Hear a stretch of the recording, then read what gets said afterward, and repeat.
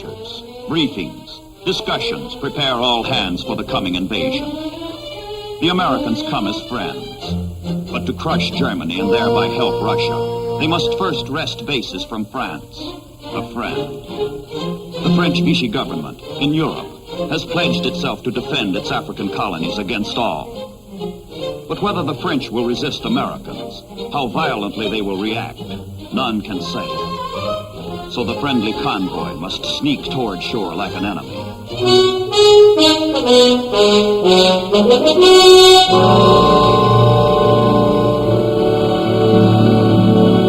Now the convoy lies off the coast of High Barbary. Beyond lies Africa. President Roosevelt announces the landings to the French by radio and asks their help. Then General Eisenhower urges the French to turn their searchlights skyward as a token of welcome.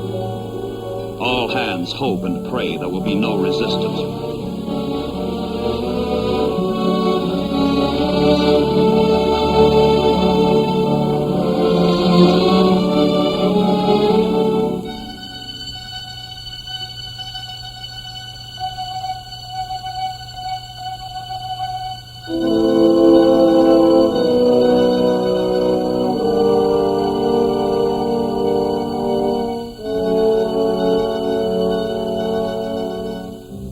Hour comes in the hazy dawn of November 8th, 1942. The troops go ashore, still uncertain whether they will be welcomed or resisted, embraced or shot.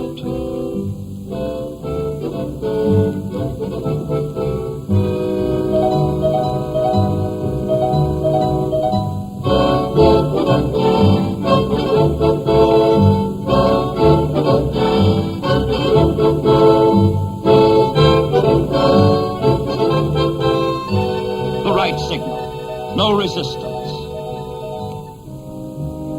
But the searchlights are deceptive. The lights are hostile, not friendly. The French are confused. They have not heard the Allied broadcasts, and military leaders loyal to the Vichy government decide to fight.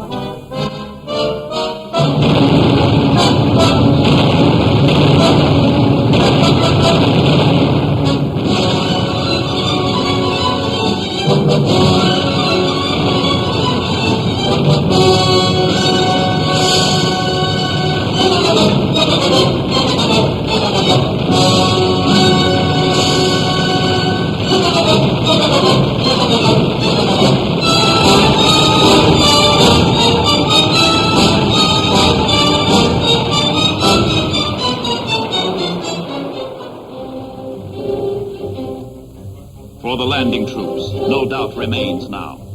They will be resisted. The shores are hostile. The French are fighting. But the assault proceeds as planned, and the troops head for shore on either side of Casablanca, the target. And lying at anchor in the harbor of Casablanca, more trouble. Ships of the French Navy.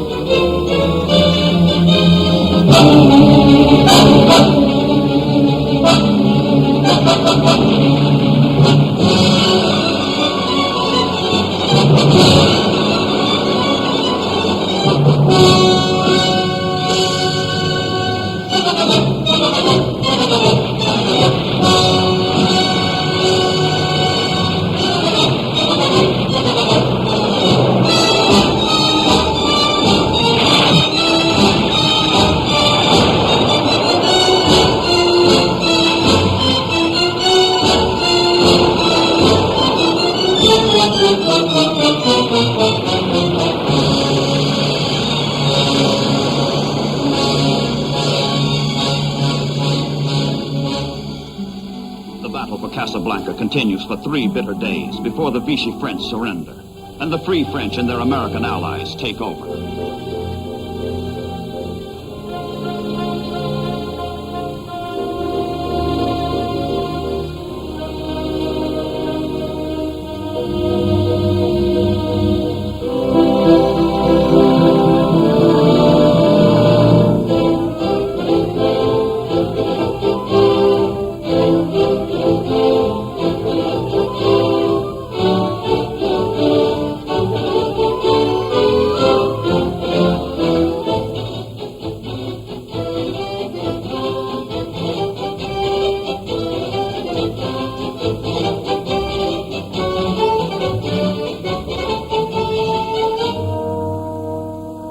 Casablanca's harbor, a major prize.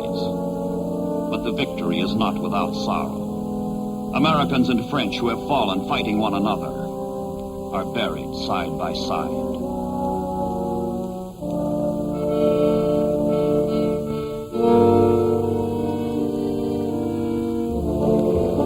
A German commission sent to negotiate with the French is trapped in Casablanca. This, says the general who heads the delegation, is the worst setback to German arms since 1918.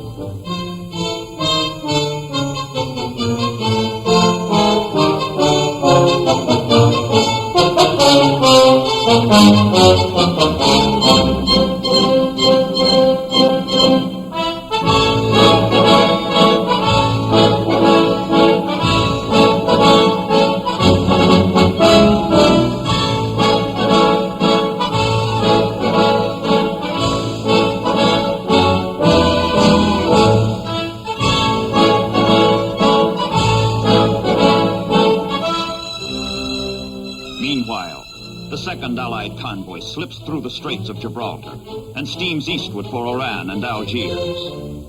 In Oran, there are vital airfields and an important road network. Algiers is the economic, political, and military center of the entire area.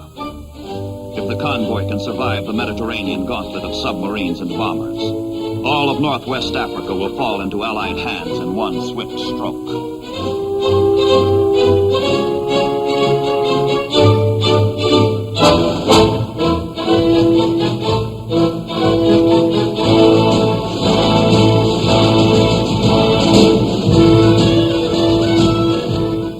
With some help from the French, the tactics work. The landings are the first major Allied victory in the war against the Axis.